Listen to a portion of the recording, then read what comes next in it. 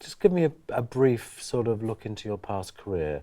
What have you done before making Monolith? Well, I made another movie. The English title is Tell No One. It was a comedy, so very different from this one.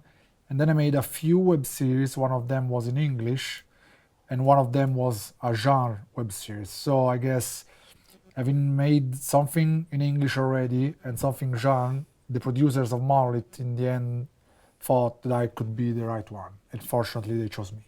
No, I mean, it's based on a comic book, right, Monolith? Or what is all that? I don't quite get that side of it. Yeah, it's a comic book from Roberto Recchioni, which is the most famous comic book author nowadays in Italy. And he had somehow released the idea and some drawings many years ago, but they never finished the comic book. Then, but he wrote a treatment that my producers bought, and they gave it to me for me to read. So I read it and said, this can be big. This has potential. So I want to do it. What do I have to do it? And I did everything that was needed to be the one. So in the end, they chose me, but the comic book wasn't there already. The comic book is been made now. I mean, it's almost ready, so that they will release it together. At exactly the same time as the film. Oh, I see. Well, why did you like the idea so much? What was it so appealing to you? It was very appealing because it was the chance of exploring the mind of a character through an external situation that was very strong. So there are a lot. It's like, I love high concept movies, but sometimes they lack of introspection when it comes to characters. So I saw this was kind of a high concept or an easy concept to understand and communicate, but it had so much to dig into, where in the mind of Sandra, the lead character, and all her struggle to realize what really led her in that situation, and how to deal with it when it was like a chance to see a character fight against her demons, but in a very spectacular situation.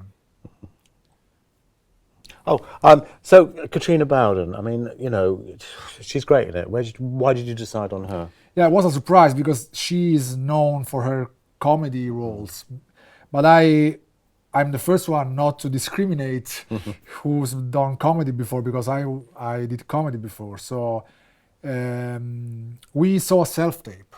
She sent a self-tape for our casting director, and when she was in New York, we were in LA, and we thought, well, she's the one. And fortunately, we found the way to get her on board. Is she a mother herself? No. Oh, so so that's all. So everything you see is acting.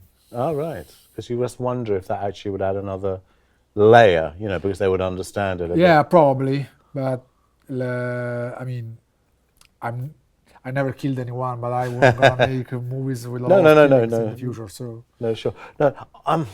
It's a hard film to sort of put across, isn't it? Really, I mean, because do you see it as sort of science fiction on the side of sci-fi? It's slightly sci-fi. In the end, I can't really say what is sci-fi because it will spoil the movie. Right. But I can say that a car like the Monolith already exists somewhere. Maybe there's nothing so strong and resistant, but in fact there is. It's not a city car, but it's a combination of features that already exists, the features that already exist in different cars. And put together in one sort of member. Yeah. Hey, where did the design of the car come from? I mean, who did that?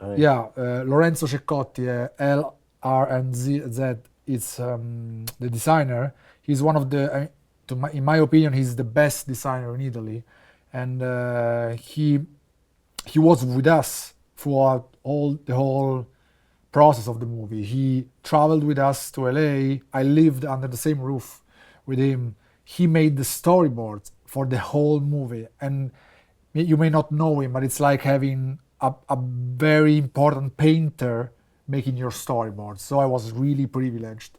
It looks very so imposing. I mean, it does look very Blade Runner, doesn't it? He would be very happy about this.